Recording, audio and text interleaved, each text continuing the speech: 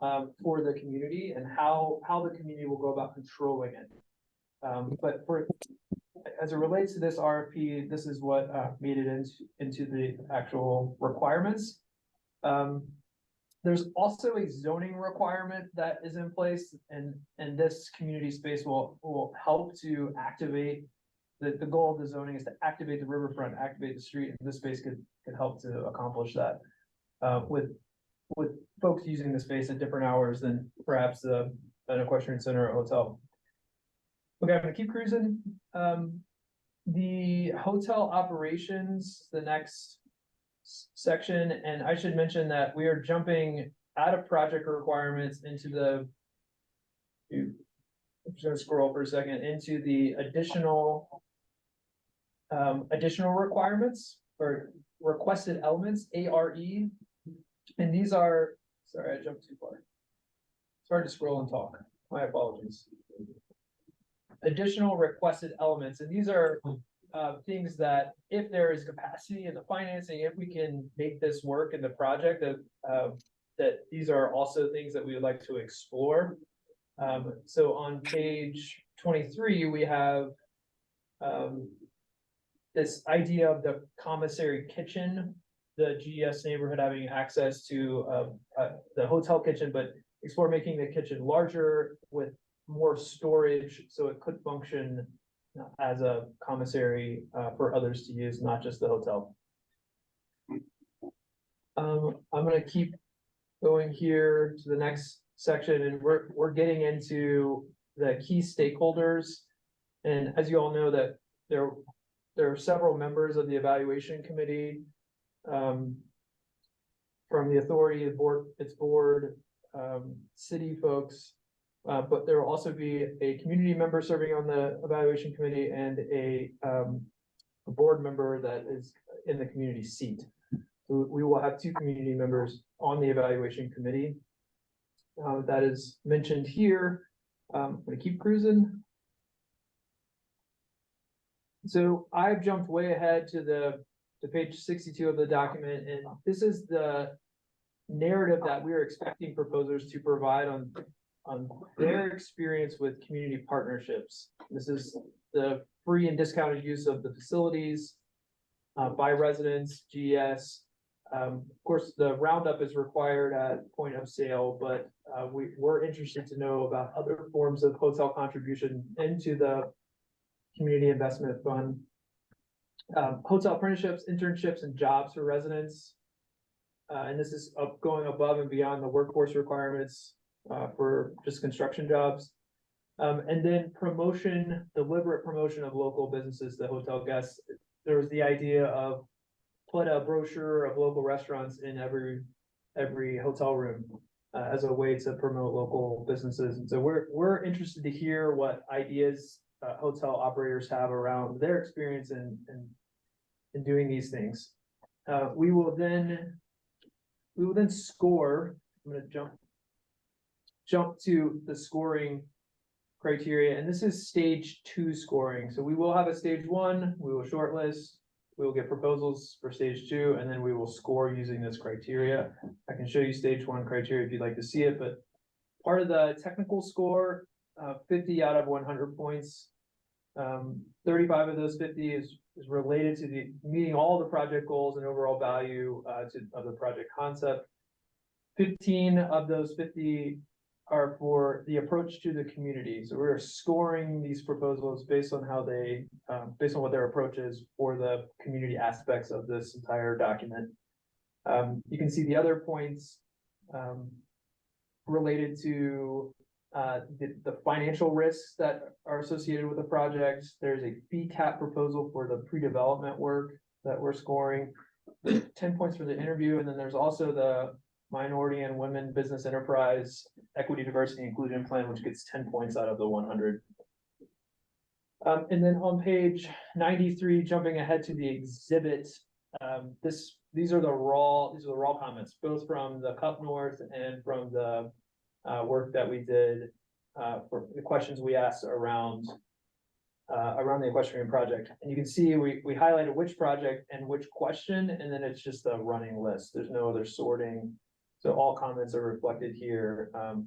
In addition to the, I'm scrolling really fast, in addition to the survey results, the digital survey of how the community ranked, those ideas, kind of the extension of our second round of public meetings.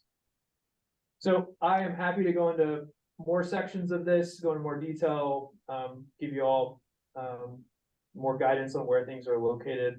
But that's all I have to say. I have a question, Steve. Can we take down Sure.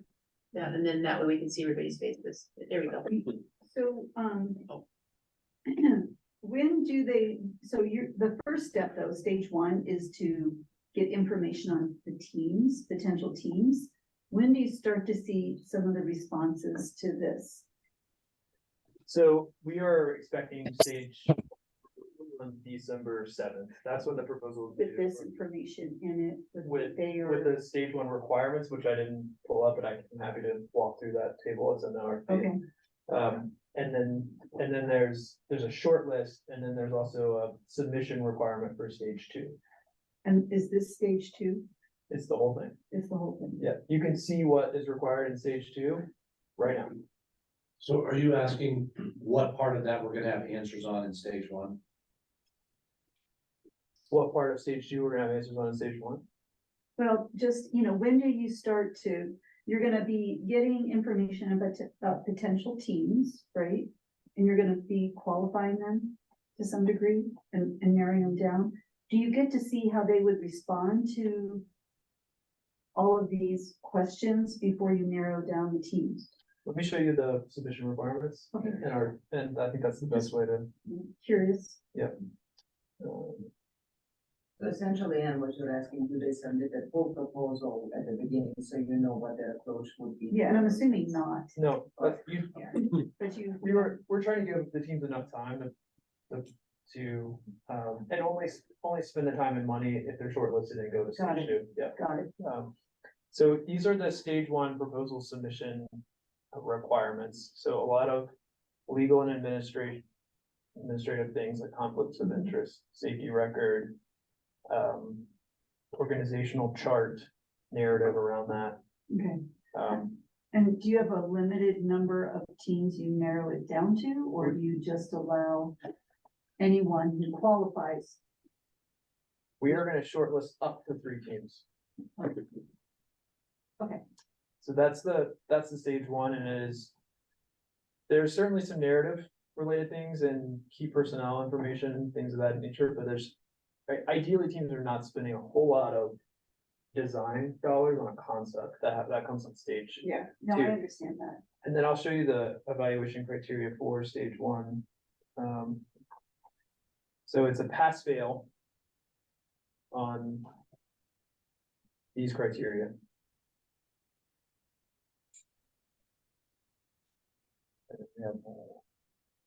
Yeah, no, we just have a description of each of those here. So- Mhm. And so then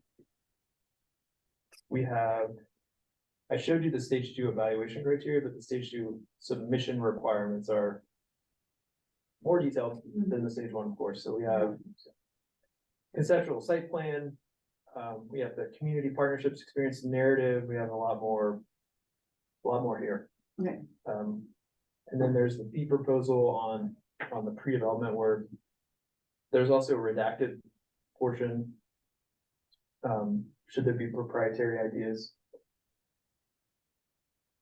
Steve, can I interrupt you for a minute? Sure. I need to move Francisco to to the Spanish channel, and so I have to use my screen. So I apologize, and I figure out. Steve, can I ask a question?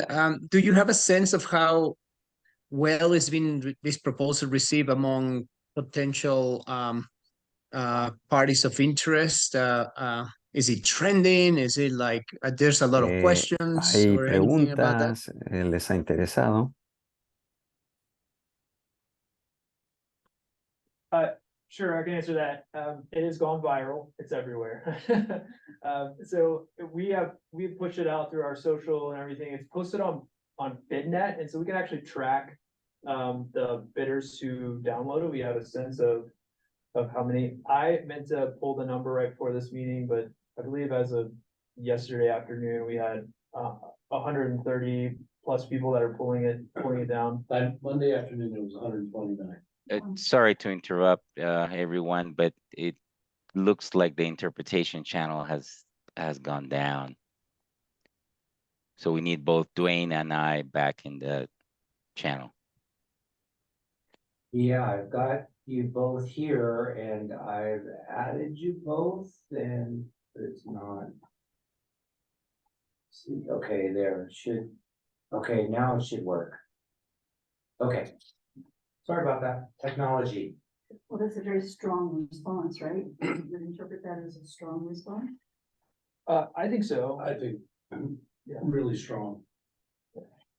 And we can see who is downloading it and their entity, and it's who we would expect to download it. So, I mean, when I looked through the list, it's not 129 like project leads. There's obviously lots and lots of folks who would play team member roles as well. There's engineers and architects and contractors and subcontractors and all kinds of different groups that have downloaded, sort of across the board in terms of roles. Jenna, do you want to talk about the other kind of dissemination we've done just beyond our website? Sure, I'm happy to. We, as this group knows, we sent out a notification to the community via CAC. We've also sent out a note to our board of directors. As you've mentioned, Steve, we posted it on the website. We did post it to all of our social media channels as well. I think that hits the highlights, Steve. Okay. I think AE had a question. AE? Can you hear me? Yes. Okay. Steve, are you able to put back up on the screen page 3 by any chance? I don't know how much control you have of what you're doing there. Section 2.3.3, 2.3.3, the bottom there. First, I have a question. Was there a draft? I may have missed a draft. I have a question regarding the final version relative to what we would have seen at the September meeting that was canceled, because I thought what was going to happen there was that we were going to have an opportunity to review the draft. But I want to find out, did I miss a draft that came out prior to the September meeting that was available for us to read? No, there was no draft. Okay. It would have been confidential information, and you all have seen it before the bidders, and that we just weren't able to do that. We did hit the highlights of what wasn't in September. I believe you made it to the previous meeting in August where we told you what we heard and how that was gonna make it into the document, but we did not. And I do recall that. Now, when you say it would have been confidential, is that true of this section? Is there a reason we couldn't have seen this in draft? 2.3.3? I don't know. I mean, maybe some segments of this, just a description of GES and CAC, but that, you know, we were still writing. So, I'm sorry, go ahead. Go ahead. Yeah, we were still writing it, so I don't know that I had much to share. Well, the still writing it is a valuable entry point for folks. And, you know, I want to acknowledge the immense magnitude of the task in writing these RFPs to everybody, you, Steve, and everyone who writes these. I really want to recognize, because I don't want what I want to now incorporate as a concern to be taken with any impatience, as if, you know, those among us that are looking at this document don't know the amazing task to create these things. So I want to say that. I also want to say that I think in this section is a perfect example of an opportunity missed to incorporate a different concept of how in your words, Steve, the National Western Center is nested in the Globeville, Elyria, Swansea neighborhoods. I know this may seem like a small thing and people might be impatient with this, but incrementally, when we take a project and we say that the neighborhood borders this project, when the historic boundaries of the neighborhoods or borders of the neighborhoods, and when the are encompassing of the land beneath the project, and when the interweave of the actual identification of a neighborhood doesn't come forward with that clear embracing from the land up, I feel like we're losing something, and I feel like there's a lot of conversations among neighbors that it would have been really valuable to word this instead of that the neighbors surround it, that's on this side, it's, you know, it's on the northwest edge, and I just think it's an opportunity lost.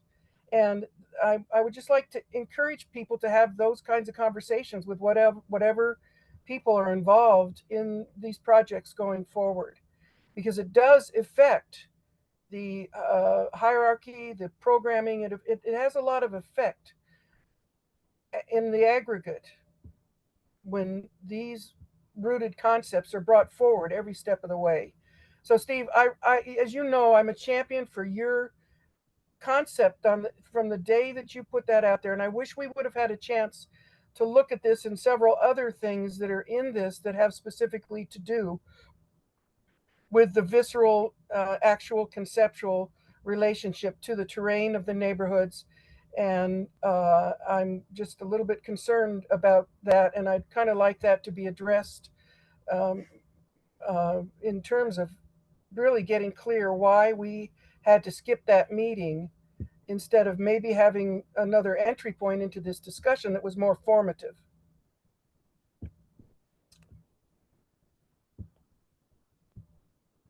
Yeah, I understood. I think that what you're saying is the nesting language is missing. Is that what I'm hearing? And I'm the not. September meeting, we were writing it. We didn't want to spend 20 minutes talking about it and send everyone home. We did not want to waste your time. Okay, you know what? It's not a phrase missing I am not true. That's a trivialization of it to say that the phrase nest, that concept, I would say that would have been a stellar use of our time. It's not a matter of, it could have been another phrase. It's not the phrase. It is the gestalt of the experience of having a development described in a manner that could have uh, defined the land beneath it as still an integrated part of the historic and contemporary neighborhood. It is like somebody coming in. Well, I'm not going to do it. I think people get it. So, Steve, please, please don't diminish it by thinking it was just the choice of the words. The words that you happen to pick just happen to, as far as I'm concerned, be eloquently in that direction of saying, hey, because I really still feel one of the initial unfulfilled inspirations that certainly motivated me was for the neighborhoods to become more mutually peership and stewardship of this project. And I don't want to belabor it, but I do feel it's important to address this as we all go forward, especially from, within the constituencies of the neighborhoods to have the posture of peership in this. This sections out the land and says, this is the National Western Center footprint, and here are the borders, and outside of that are the neighborhoods, when in fact the National Western Center is an overlay project within the neighborhoods and nested in the neighborhoods, because that says that the neighborhoods have a nurturing relationship with it, and we need to find those accountabilities and bring those forward. So please, I don't want to trivialize it by saying, oh, we just wanted to avoid a 20-minute discussion of it. It was just simply a matter of saying, hey, should we take this concept forward? This is all part of the terrain. I don't want to belabor it. There's a lot to talk about. Thank you, AE. Brad? I like the question you're asking about process. Because we you know, when we thought about whether we were ready to have that meeting or not, we did not think we were ready to have the meeting because we hadn't finished the document and we were worried about confidentiality. What we did not do was look at the document by components and say, are there components that we could daylight that would not have affected a competitive advantage or disadvantage? I don't know what the attorneys would have said about that. They kind of go to an extreme on this stuff and they might have shot us down. But we did not ask that question. And I think that's a good question to ask. We could have had that meeting and seen if there was a section like this that could have done that. So we missed that opportunity. I think that's a fair question. Yeah, and if I could jump in too about the canceled meeting, some of the feedback I've gotten from community members is that they would have rather been given the choice and heard, okay, well, it's not ready, and you know, this meeting might only be what you might consider to be a waste of time since it's not ready, but I think the community members would have rather heard that and then made the decision themselves. Do I want to come to the meeting even though it's not going to be as prepared and relevant as we had hoped? Do I still want to attend, or do I think it is a waste of time and I don't want to attend? So maybe going forward, if we do have meetings to cancel, instead of canceling them because maybe something's not ready, we can just say, hey, it's not ready, but if you still want to come, we'll still have the meeting. It just, you know, maybe it'll be shorter, or maybe it won't be as relevant. If you don't want to, if you think that would be a waste of your time, you don't have to come, but we're still here, you know, if the community wants to come in. I like sort of the premise of we create, you know, some consensus around canceling. I mean, to me, I hear you loud and clear. What we were sort of being told at that time by the attorneys was that we shouldn't daylight anything because it's not published, period. We did not push back on that, and we could have.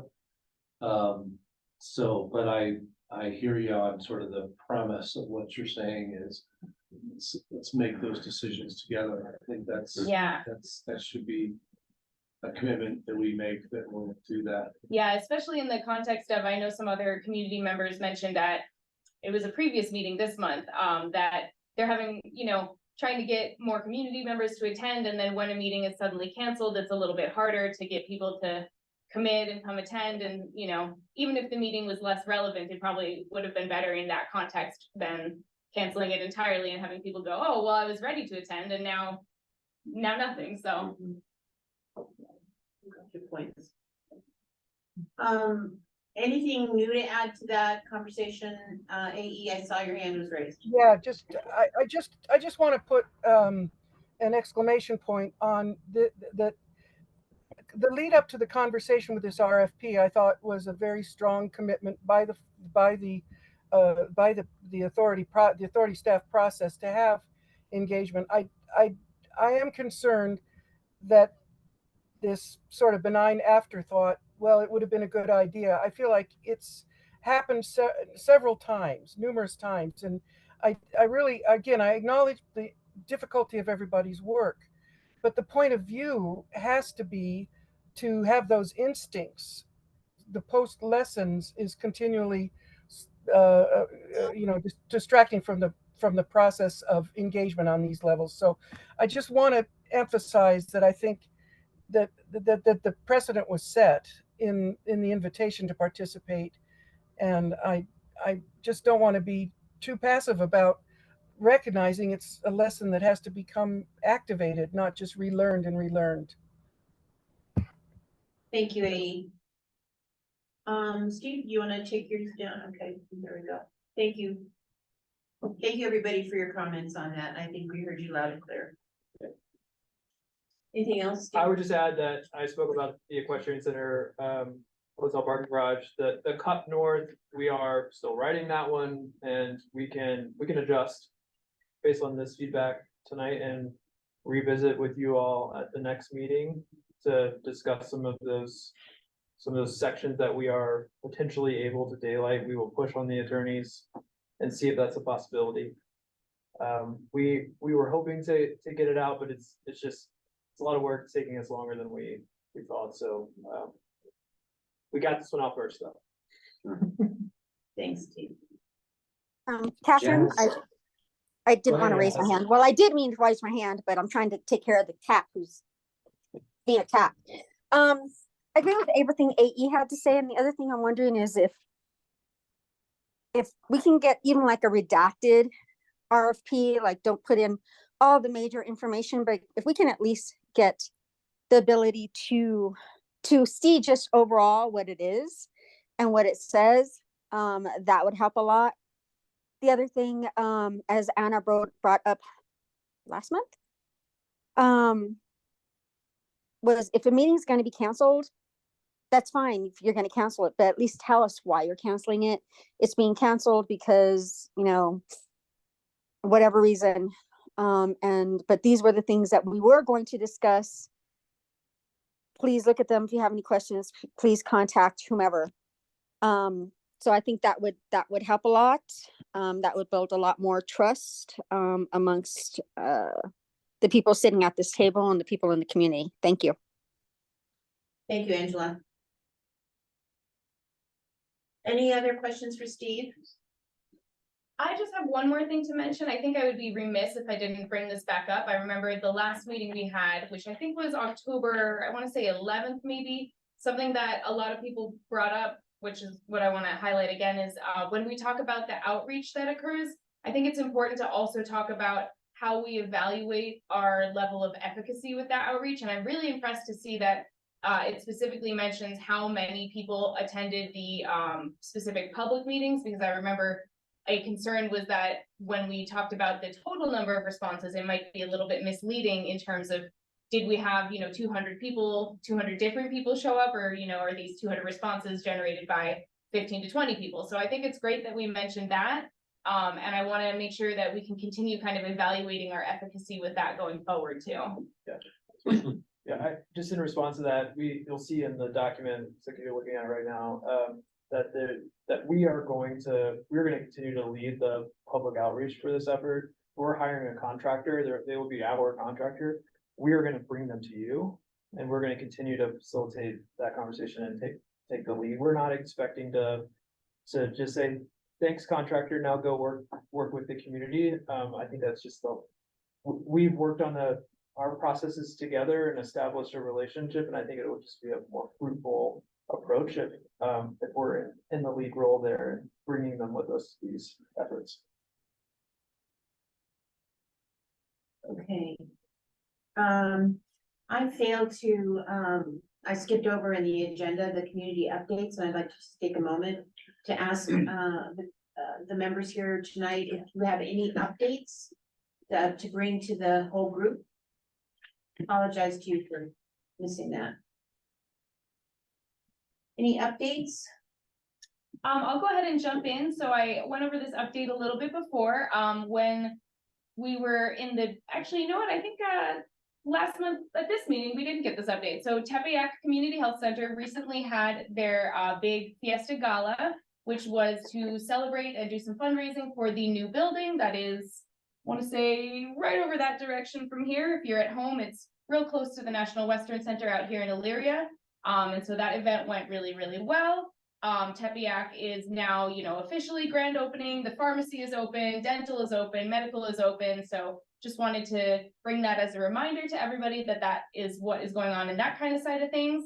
On a slightly less positive note, I want to mention again, unfortunately, Fort Greene, which is a fantastic little bar location in Globeville, has suffered yet another break-in after hours, not during hours, after hours.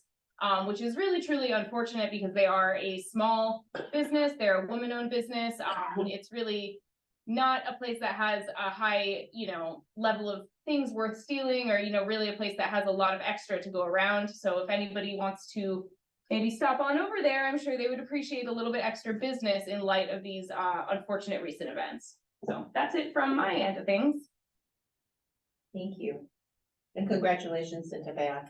I'll spread your congratulations around. It was Fort Greene where we held our meeting too. So No, that was Globe Hall. Oh, that was Globe Hall. Yeah, Fort Greene is really close to Globe Hall though. Yeah. Any other announcements? Okay. I do have one. Oh, I have yes. one. Next Tuesday for Halloween, We are excited to partner with probably 30+ different community entities to host the GES Trunk or Treat at the Stockyards in the North Plaza. Right now, I think we have 40-something trunks that will be there. We'll have a fire truck, we'll have face painting, balloon artist, Halloween story time, refreshments. Additionally, there will be 4 shuttle pickup points at each of the rec centers. So Johnson, Swansea, also Birdseed, and 5090 Rec Center. So we'll have transportation pick up at those 4 locations. So please tell your friends and neighbors and come out. It's next Tuesday on Halloween from 4 to 6 p.m. Thank you. Sounds like fun. Mhm. Costumes required. Costumes encouraged. Encourage or encourage? Encouraged. We'll see which was the most common costume at the event. Yep. Or most popular. So the next agenda item that we have, if you recall, is to really begin our discussion, and it's not going to be just tonight, but begin our discussion on roles and responsibilities. And I think we've talked about really setting out what the roles and responsibilities are several times, and we spent a lot of time this summer on the RFP process, so we've moved it back. But now, as we're moving forward on the RFP process, we're thinking that this is a great opportunity to begin the roles and responsibilities discussion. So the document that you see up on the screen, and the one that Anthony sent to you in notice of the meeting, is the document that was created in I think it's August of 2016. So you see it's a little bit dated. But this is really the document that was sort of maybe the foundation of the formation of the CAC. And it's probably time to refresh this document. And so thinking about roles and responsibilities, what we thought is we'd use this as the foundation for our discussions, that this is what was adopted well over 7 years ago.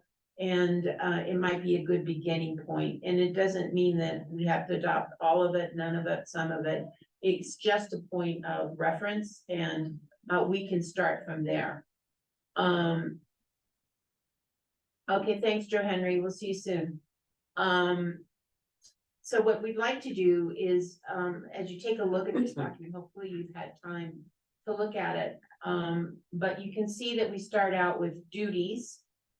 And it's really talks about providing input, helping to communicate elements of the NWC, of the National Western, promoting transparency, identifying potential opportunities and concerns, and work to ensure that the build out is meaningfully benefits the adjacent communities. On the next page, it speaks to membership, and maybe, okay, so in membership, you could see that the MOU and the MOU set out the voting members of the committee listed there. I won't read them to you, but also that it also was to include community members as well. And then it went on, the committee, it laid out the sort of the responsibilities or the guidelines of what that membership would be. It also lays out the meeting times, the voting and approval of motions and communications. I'm not going to go through each one because I know you've read it. But now is a time that we have the opportunity to take a look at this document and begin to ask some questions. And when I met with Anthony and I met with Sandra and Caroline, your representatives on the board, they suggested 3 questions. And the first question that they brought up is, what about this document is simply not relevant today? What are the pieces that maybe we'll keep it up? That we don't need the questions, I'll remind the questions, but if we put the document back up, then people could refer to it as they speak to it. Jenna? Okay, So, can we- yeah, put the document back up. Thank you. I'm just wondering, what are the pieces of this document that you believe are no longer relevant to what you've experienced, let's say, in the last 2 years with the CAC, and an update is really needed? And we can really start at the top of the document, Jenna, page 1. And taking a look at the duties first. History and purpose. Oh, the history and purpose, I'm sorry. So, are there things that we should include, exclude, add to in terms of the history and purpose? That you have any suggestions for? Anthony, I can't, so you'll have to tell me if somebody's raising their hand. Right now, I don't see anyone. Any suggestions to the history and purpose?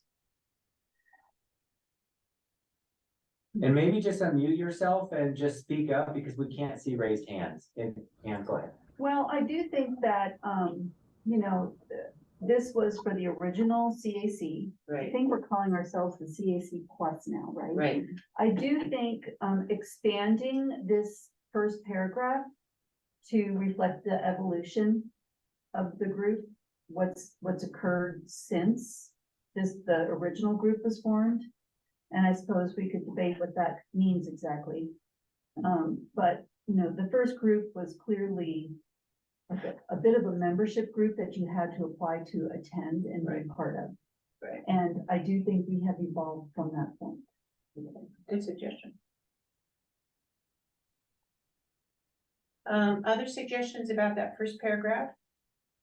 I'll make a minor suggestion that we have the MOU partners, and all of the other acronyms seem to be pretty well defined, but if we could maybe just define what that MOU stands for, what does that stand for exactly? The memorandum of understanding Ah, okay, is just the type of letter or agreement, okay. and then the partners. CSU, WSSA, the I think city. you're listed on the second page. Yeah. Yeah, again, that Yeah. concept's evolved because now it's the authority. It's no longer just an understanding. I have something.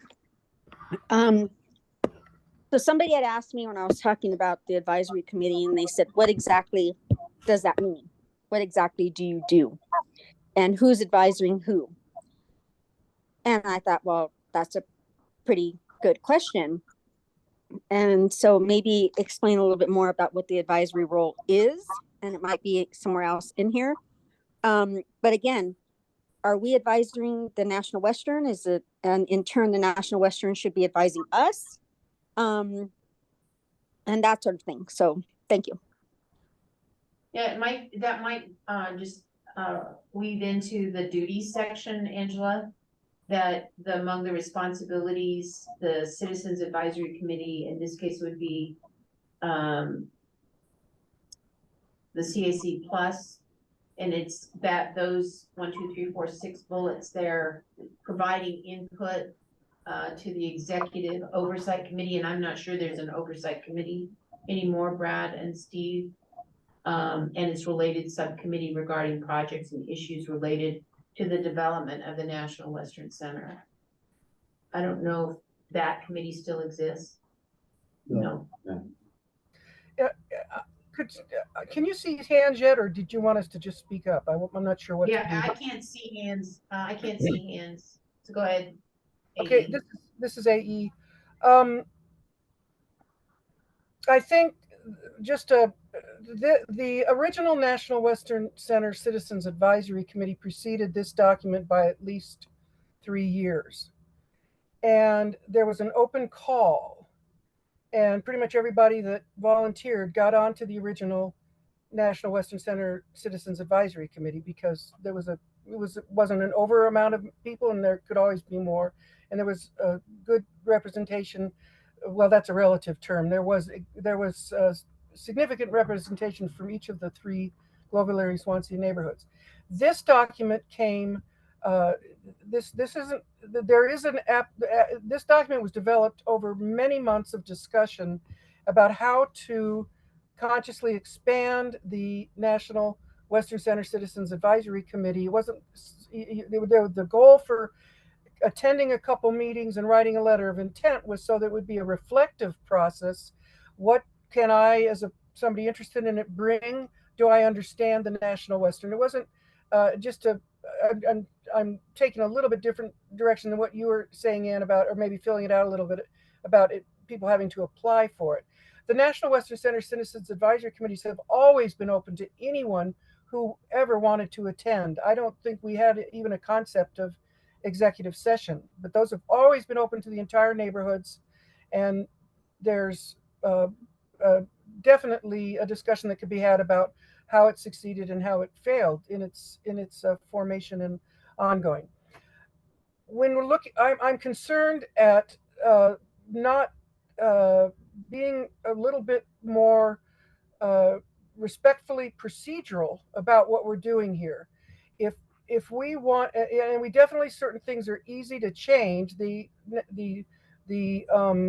But I think we need to, instead of saying we're going to change this document, let's define this current group as how is something going to be passed. There are procedures in here. By the way, the adopted date on it is 8/25/16, and that is not the fault of the authority office. That's just something that has to be corrected with the originator of the document. Small thing in a big world, but just out of respect for the process. But what I'm concerned about is that we don't, this document did not have to wait until now to be brought up. It was requested by myself and other people for this to be part of the transitional discussions, because you are right, Catherine, this is a foundational document. There are accountabilities in there that can help us measure the process as it's been prior to the transition to the authority office and subsequently. So I would just ask that we really look at this as an accountability document as well as one that has to be updated. And that the primary goal in my recollections, and I know, Ann, I think you were in those discussions, there were other people too, but it was to try and create a structure and an entry point where people would come in by becoming acquainted with the process and be reflective about what do we need to know to get to know the process and what's going on, and what is it that a person really feels is the match that can make it a mutually beneficial thing going in. And there are a lot of accountabilities in those duties, and there's a lot of things in here that I think are still very much to the heart of how a National Western Center Citizens Advisory Committee can function. Thank you, AE, and I don't think we disagree with you. We thought we'd start here and ask the 3 questions that I outlined only as a beginning of a discussion, and have the opportunity either to take pieces or sections or whatever. I don't think it wasn't our intent to suggest that we're trying just to revise this. It's just an opportunity to have a. Well, I think I'm sorry, go ahead. This was only a starting point for conversation. Okay. So, folks, if I could just jump in, we have some technical issues. We're gonna drop the owl for a couple of seconds, and we'll be right back. Okay, just hang on, everybody. Don't go away. We have a computer dying here. Just bear with us for a couple of seconds.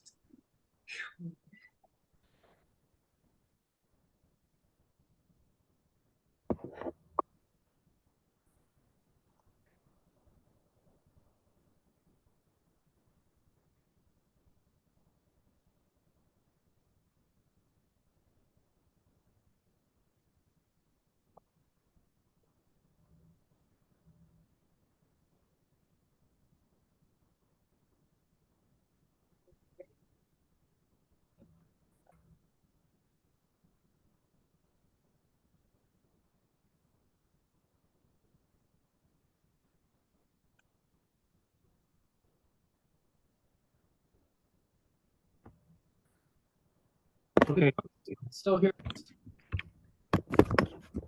Yeah, on.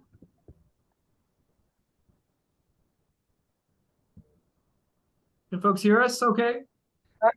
Yeah, I can hear. Yeah. Okay. Thank you.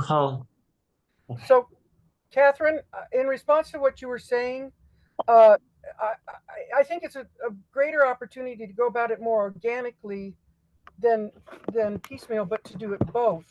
And so I'm just putting on the table here the recognition that this is a discussion of the entire.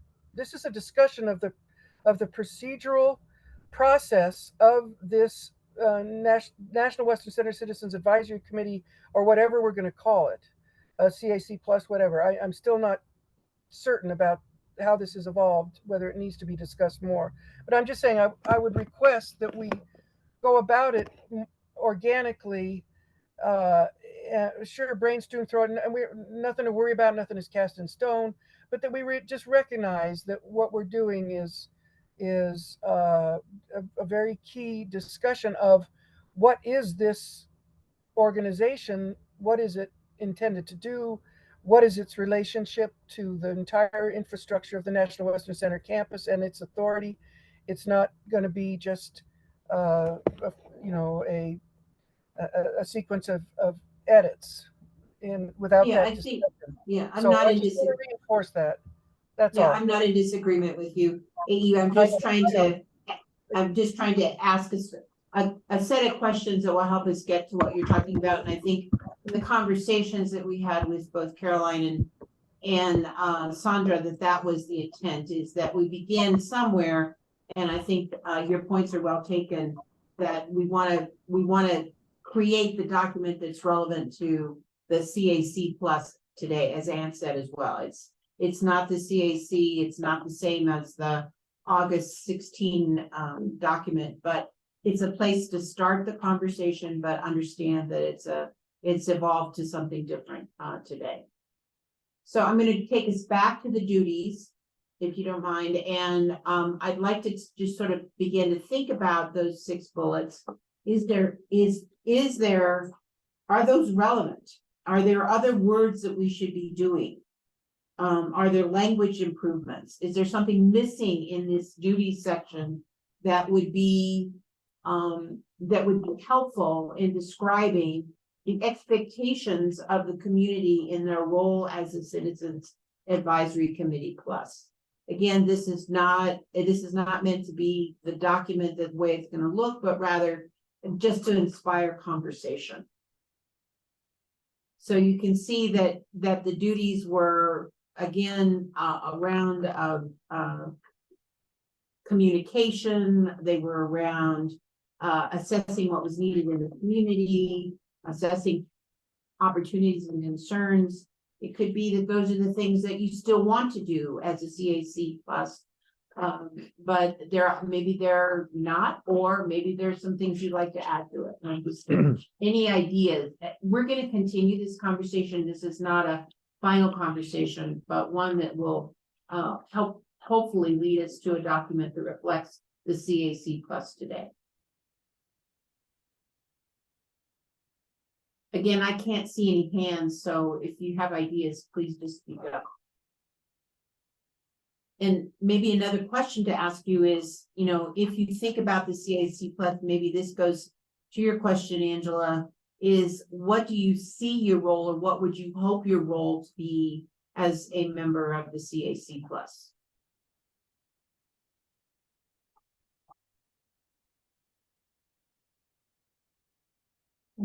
So in the duty section, I think that the executive oversight committee language, we don't have that committee anymore. Is that correct?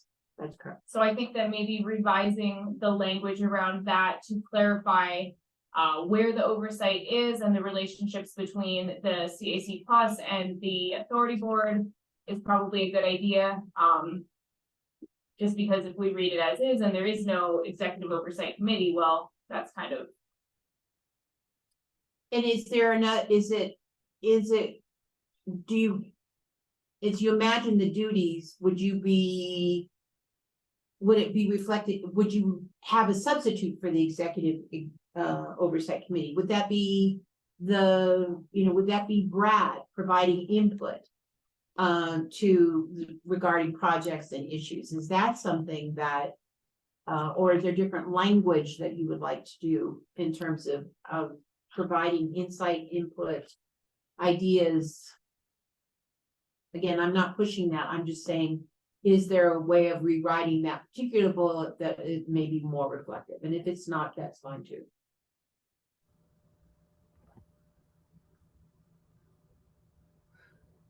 Well, the original principle, this is AE, is that the Citizens Advisory Committee would have a direct influence through advising and engaged advising, being briefed and brought into the process in the early stage of the steps of, writing the grant, writing the master plan, doing zoning changes, would advise the authority. The authority is now the authority board. The formative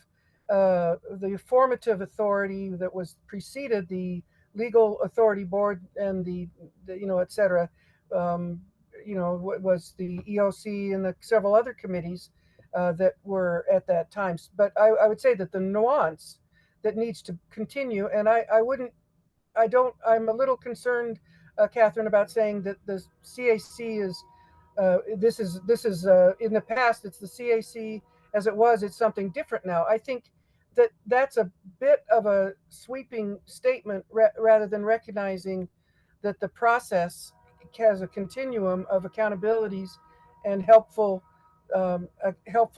descriptions that are part their continuity, because this is reflective of discussing the master plan and the whole series of values going into this project. So I would just suggest that the authority board and the authority office are the points of reference for where the input from the Citizens Advisory Committee of the National Western Center is meant to create a voice that is heard and has impact, and that aggregates the involvement and the benefits and accountabilities to the neighborhoods. It's the authority board and the authority office.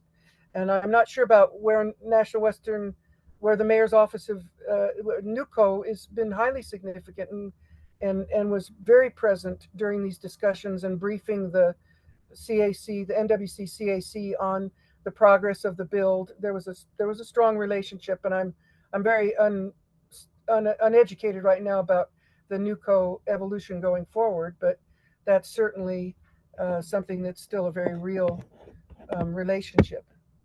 So I would say the continuum of this document needs to recognize that it's the level of the highest authority or the central authority that is represented in the board. It is to influence the quality of the project and the. Thank you. Thank you, AE. I would refine that a bit, AE, because I think that this document probably needs to have a little bit more information about who convenes this group and how the communication flows. I do think the authority board is the ultimate recipient of that feedback.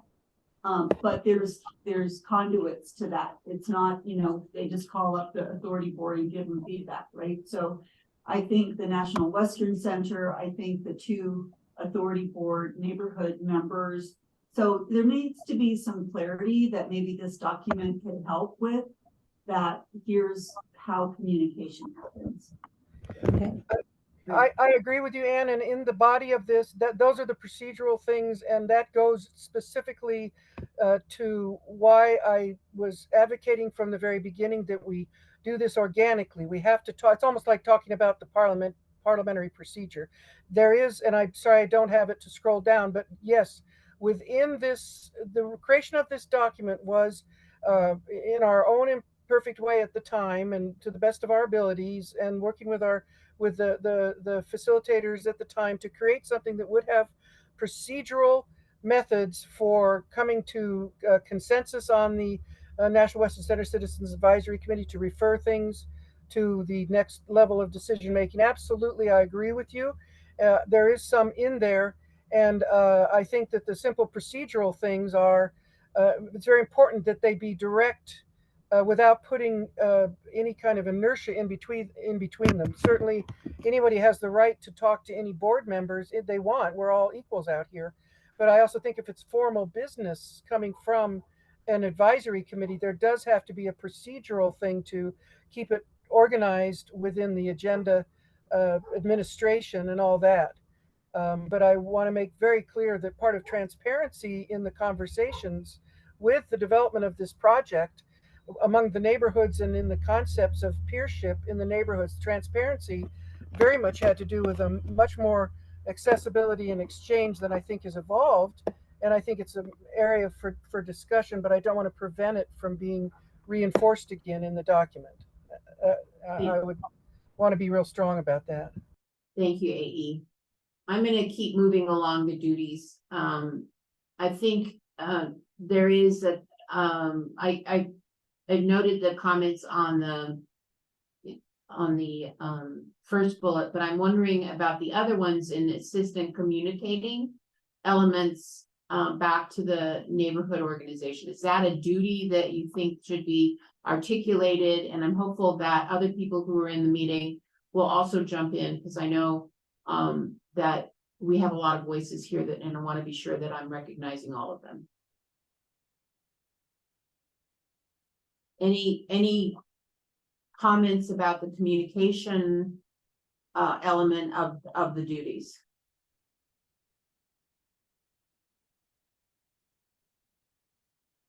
Okay, and then as we look at as we mentioned earlier, the Executive Oversight Committee no longer exists. And so I'm gonna not, that one is not relevant in terms of what's existing now. But identifying potential opportunities and concerns and help find workable solutions seems to me a really important one, but I'm wondering if there's other language that would reflect that important interest. I know that the CAC, since I've been on board, that's been almost the number one, one of the many priorities in terms of the role of the CAC plus, and I just want to check with you to see if that language like that should be included in the duties. I'm getting a head nod from Caroline. Anybody else?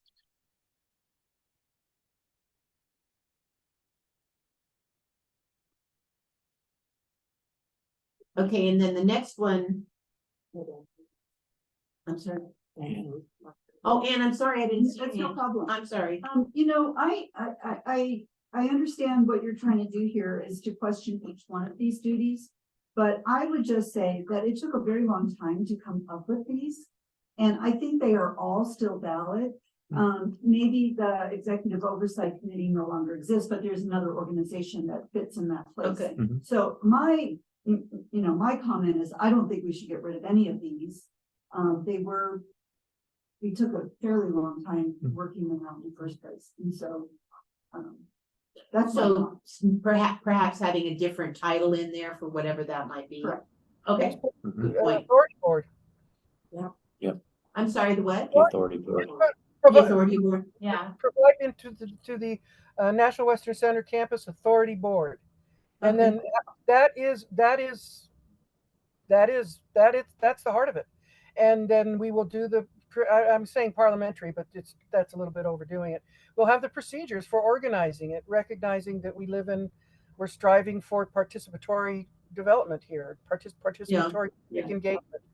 And thank you, Anna, because I agree with you that as a body, that's a good constellation. Yeah. Good point. Thank you for highlighting that, both of you. The other one is promote transparency and communication between the partners, the city, and the surrounding neighborhoods. Is there anything you would like to change about that, or what you continue to believe is relevant? Is there anything missing from that sentence that you would like to add to it? Again, I want to emphasize this is not final language. You're not going to have to say, okay, we're signing off. It's just to get a little bit of a draft going. So the next time we meet, that we can have something that's a little bit more reflective of the CAC today, and it will be only a draft. And I'm presuming that there'll be several drafts to go as we continue our discussions.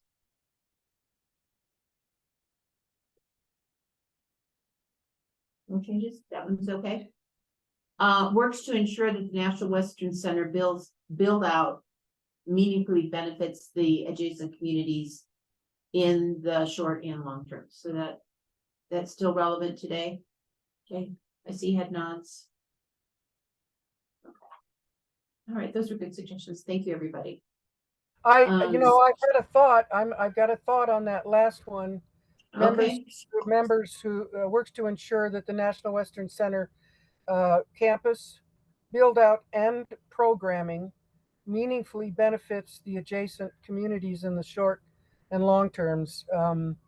I don't know if build out is a technical term that maybe people that are more experienced also includes programming, but I would put that out for folks to talk with one another about as to if that might be another way to reinforce the relational, not just the contextual.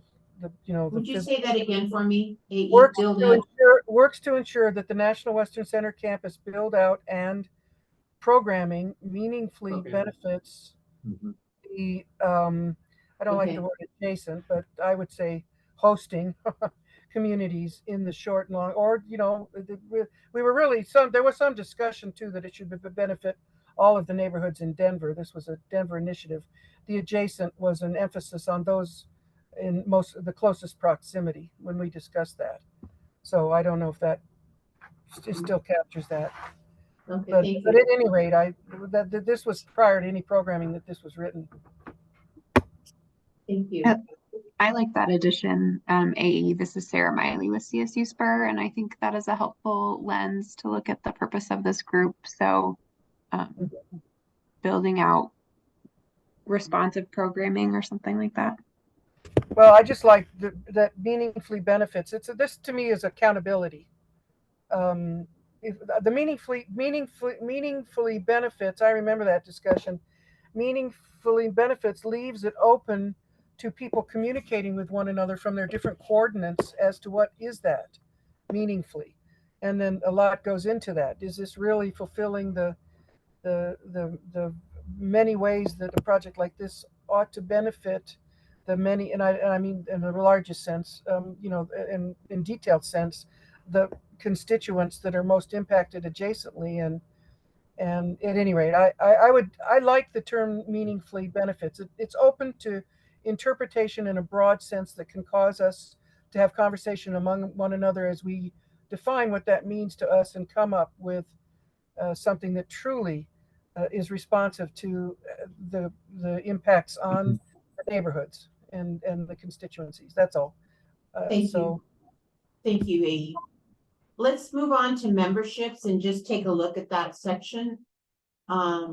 Again, understanding that this is just a first run at this, so the description of the descriptions of the members is that it is a diverse group that represents many interests. It's a voting members of the group.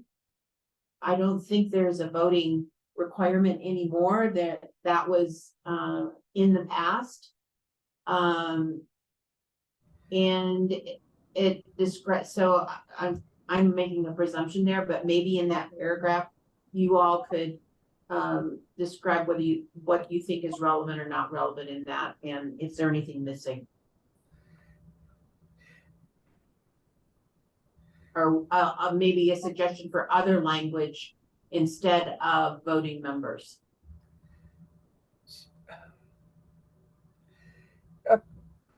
Catherine, I realize I'm saying a lot, but I truly feel that it's important that I don't think it can just saying that the voting concept is in the past, means that some decision was made and there has not been a participatory decision. No, I wasn't referring to voting. I was talking about voting. I said voting members. I don't think to my knowledge, there are no longer voting members and non-voting members. That was my only reference. Well, that's a decision. This is a formal document. Where was the mechanism and when was that decision made? Where's the record? I mean, I'm just trying to respect the continuum of the process. you know, I mean. Well, it's only my experience, AE, it's only my experience. I've never been in a meeting where there have been voting and non-voting members. So I may be wrong about that, but to the time I've been there, I've never seen, in the time that I've been here, I've never seen voting and non-voting membership distinctions. And yes, I think that that is, to me, an accountability of what was or was not carried forward in the efforts at the end of 2022 to bring this document in and have conversations and come into a new iteration of this engagement mechanism with some procedures. But maybe that's a good question, AE, is do members of the committee believe there should be voting and non-voting members? I think that's a relevant question, and I think each of these questions is important. I'm not going to belabor this, but I think discussing how we are to unify, if this is a body that can unify toward recommendations with in an advisory capacity. Yeah, we can have a conversation about the voting and all that kind of thing. There's a lot in here as we go forward on getting decisions toward issues, toward action within an authority, and then accountabilities. But I just want to be clear that this is a continuum of a process. This has been in place, it just hasn't been implemented. Well, it still goes back. Go ahead. And thank you, Catherine. Angela. Angela. Okay. So yes, this is Angela. So I think like the first bullet, if we could say candidates for membership, etc., and then a separate line could read something along the lines of the 2 voting members of the community who have been selected, however that works, are the only 2 voting members, something along that line. I can't think properly, it's late in the day. But something along that line there. And then I'm just rather surprised to read all of this, but and I know AE has all the history, and I've only been doing this recently, and I really respect the fact that AE has all this knowledge in her head and she's sharing it with all of us. And then I guess the thing that gets me is, I'm sure it gets everybody, and we should all be able to attend meetings when we can.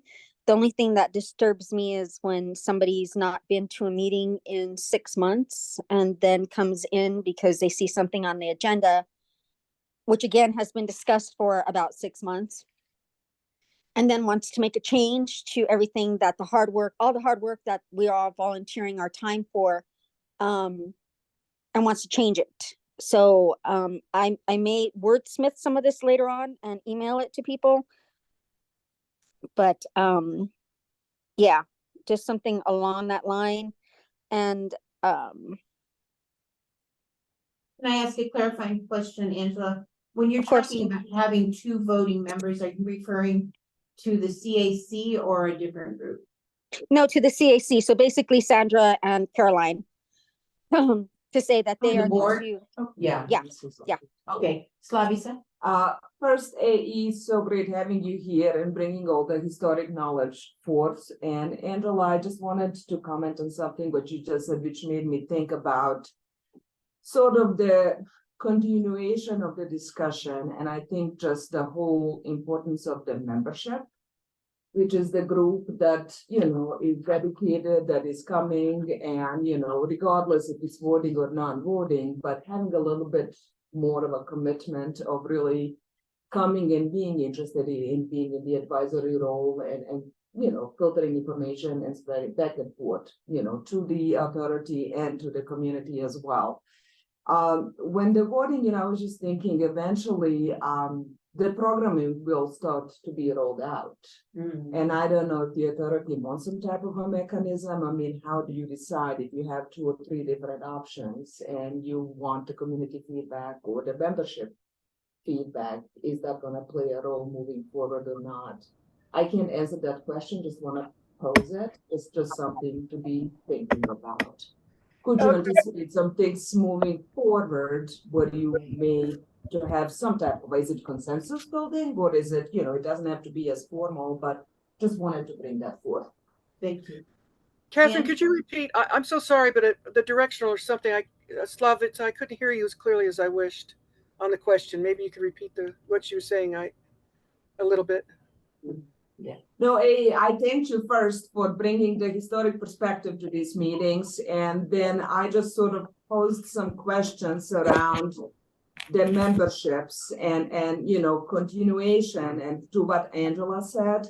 If there are, for example, this RFP that we just talked about, so if there is inconsistent groups that keep coming, you know, what's being addressed and how do we ensure the quality of the process, who's all weighing in and advising?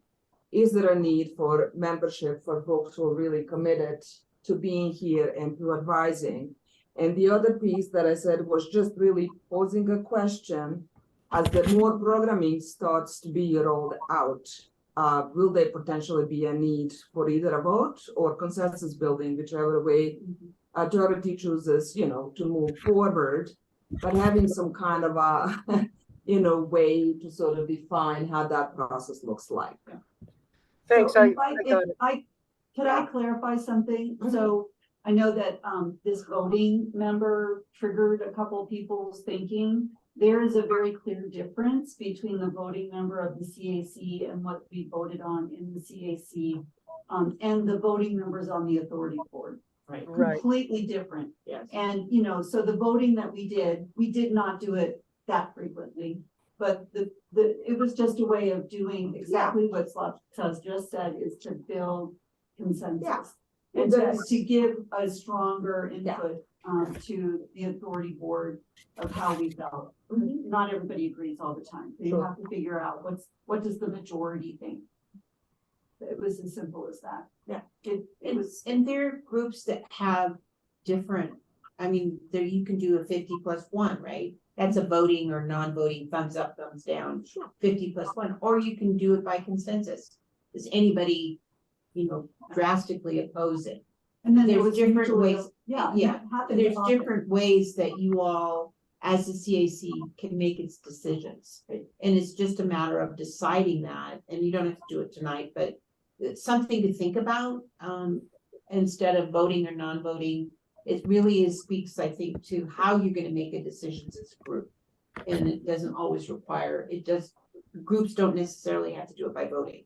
They can oftentimes do it by consensus, and frankly, in inclusive and diverse environments, that's more common. Yeah, because people can bring up their objections, and then you as a group work through, well, how do we work through those objections? Right.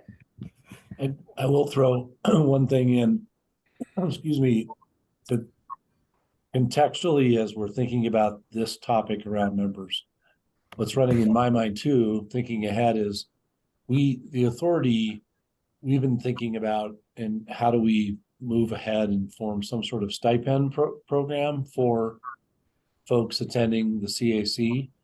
And typically, what we've found so far, and open to learning more about this, of course, but we've found so far is best practices around this are that you don't want folks to show up just to get a stipend, right? And that there is value to attending.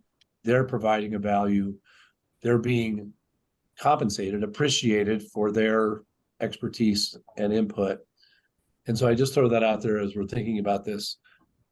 There's that sort of group of people too. How do we decide? How does someone earn, you know, a stipend down the road? Because we'd really like to come up with a system that And functions that's where for your that. membership definition will become very important. Right, and maybe the membership definition becomes important. Reactions or comments to that?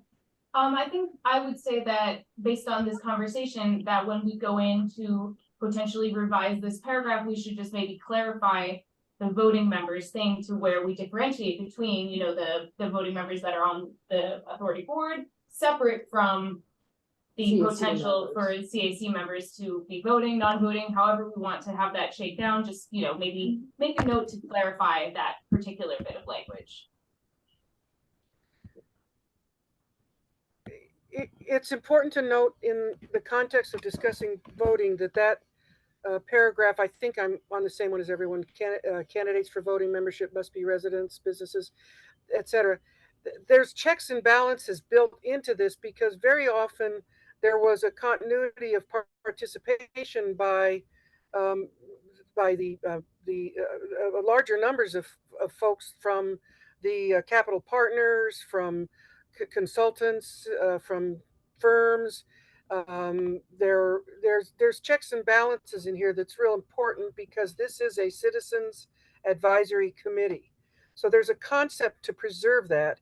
And there's a concept in the last one there, members who have 3 unexcused absences in a calendar year will be asked to step down from the committee and a replacement will be named. That's a structure that responds to your concern, Angela, around if somebody's not around and they show up for 6 months. It depoliticizes it.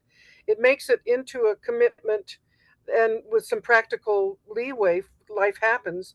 But built into this is a structure of membership. I think we need to have a very open discussion about stipends and not let the concern about stipends, even as much as I recognize the importance of that, lead this. There's a variety of ways to go about that. And I do think that regardless of whether that occurs or not, however it occurs will be dependent on it being very clear what, for lack, unromantically, the job description is, but what the commitment to the process is.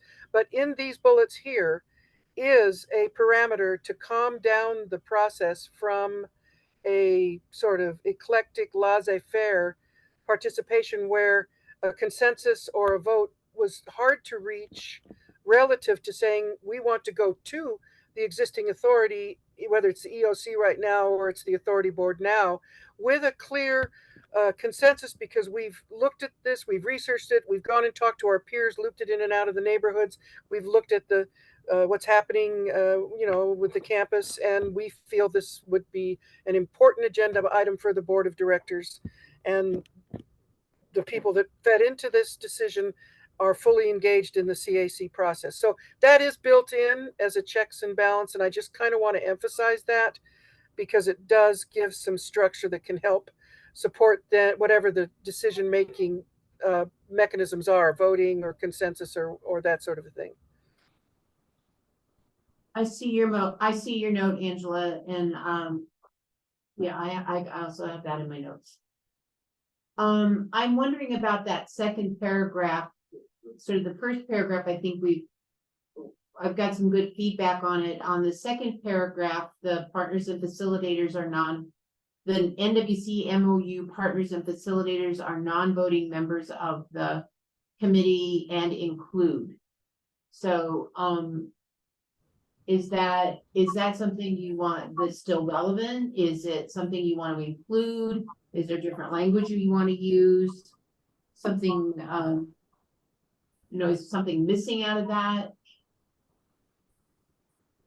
Do we have people from all of those organizations who still regularly attend? City and County of Denver, ESU. Yeah. Oh, those organizations. And the Western Stock Association. That's right, yeah.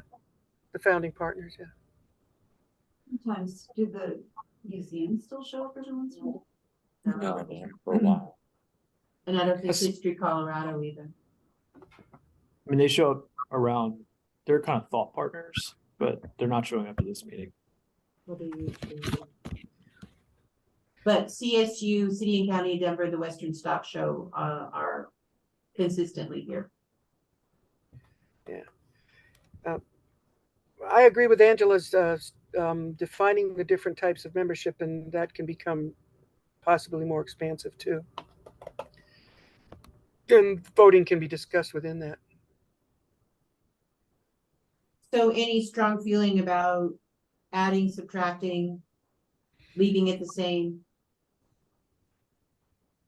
I think maybe we could, continuing off of Angela and AE's recommendation, if we clarify different types of members, then we can clarify a little bit more in this paragraph that includes the Museum of Nature and Science and History Colorado, to where the nature of their involvement, and kind of differentiate it from the people who are showing up regularly to, the people who maybe showed up in certain times, but they don't come regularly. So as just to clarify, the non-voting members, using Angela's definition, would be these 5? Yeah, I mean, I think the concept No. there originally was that they were kind of part of the management, Yeah. right? And so the community was giving feedback to them. Yeah. But, you know, it begs the question, and they all have, I think, a seat on the authority board, so they're making decisions, but it begs the question that there could be members of the CSU team here who may want to participate kind of as, you know, a community member and might bring ideas and may want to be part of this. Because there's a lot of them on campus now, right? And so to particularly or specifically exclude them for the conversation, I think, I'm not sure I'd be comfortable with that. Well, a person's role on the CAC or a board of, well, I'll just speak for the CAC would be, well, unless the discussion, your role or the hat you're wearing is kind of defined when you if you came on as a CSU or Western Stock Show, that would be the role.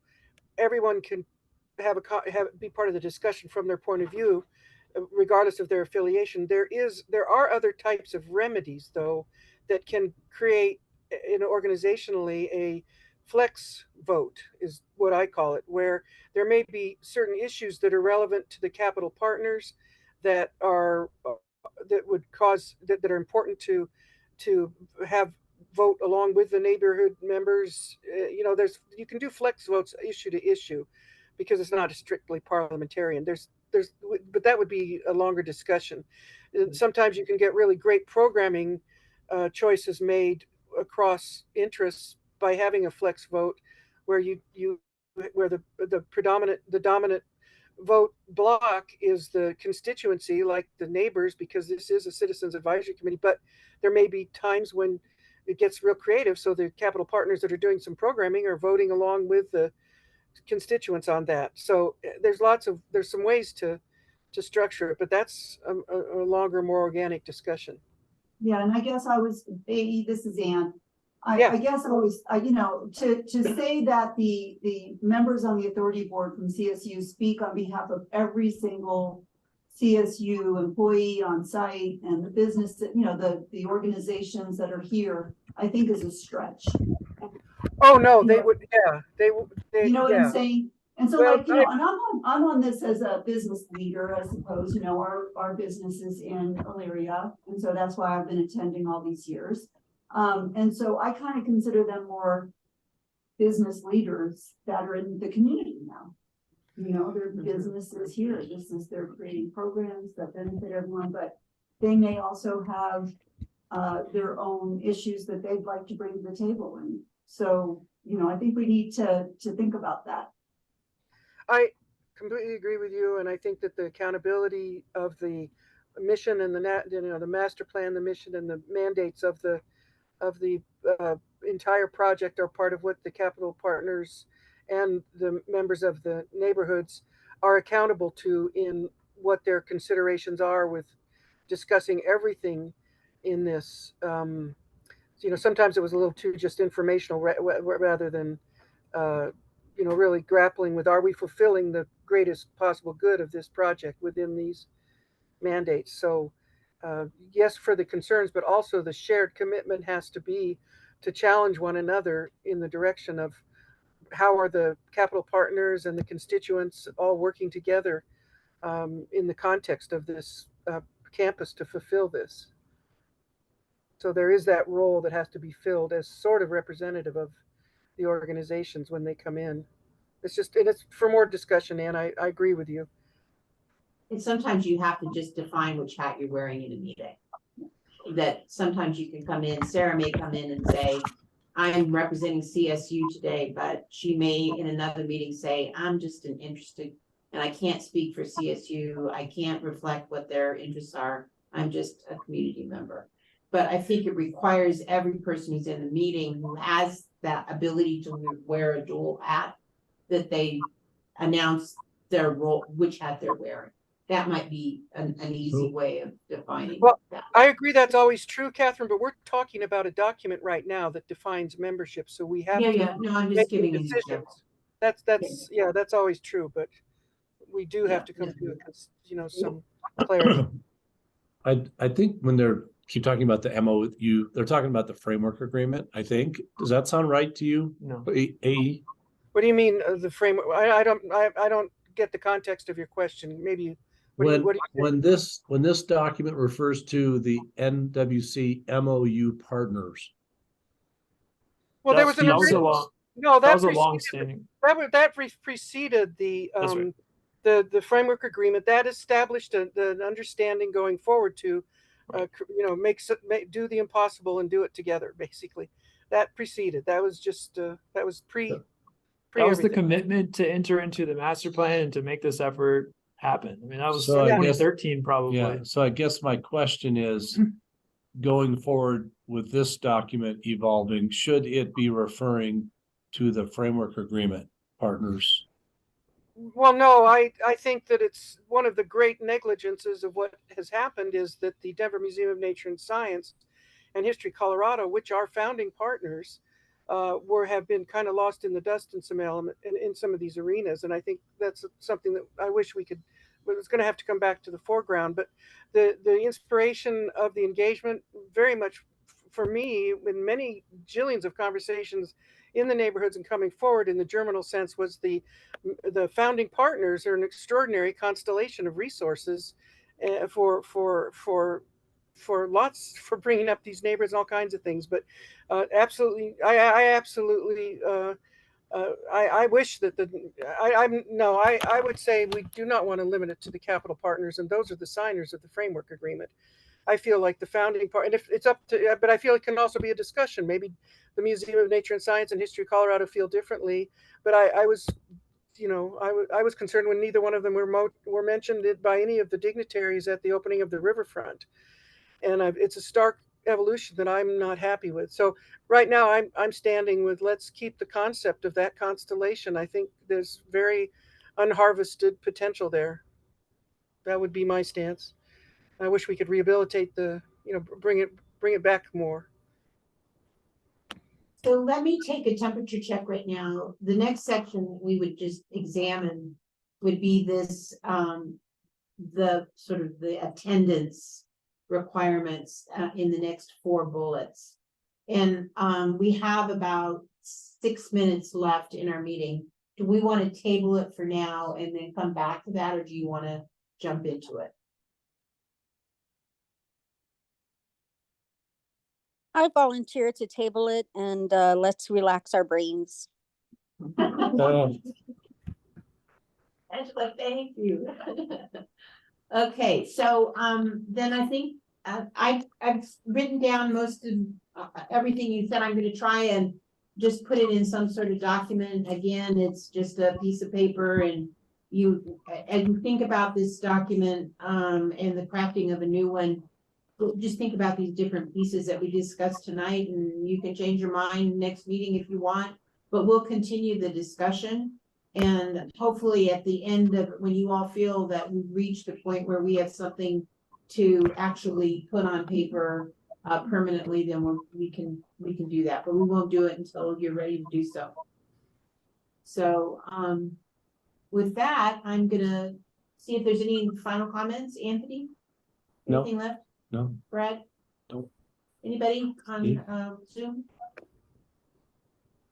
I just want to encourage us all in the direction that you were talking about, Angela, for us to be talking with each other and discussing. This is not something that I'm comfortable with happening just in conversations at this meeting and with the facilitators preparing notes that are then submitted for consideration. I think we can have some real dynamic discussions about this among ourselves out here, and I'm really looking forward to lots of scribbling and other things and other conversations around the accountabilities and the roles we can play and how we can really enrich the relationship between ourselves and our authority board folks and in general, and how we can all really power this up.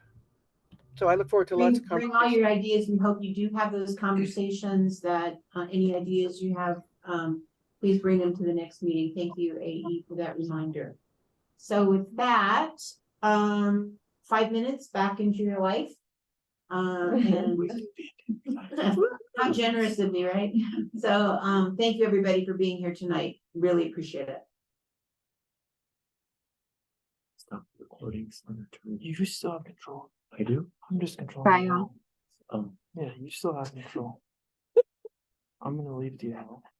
Where's? I'm 30.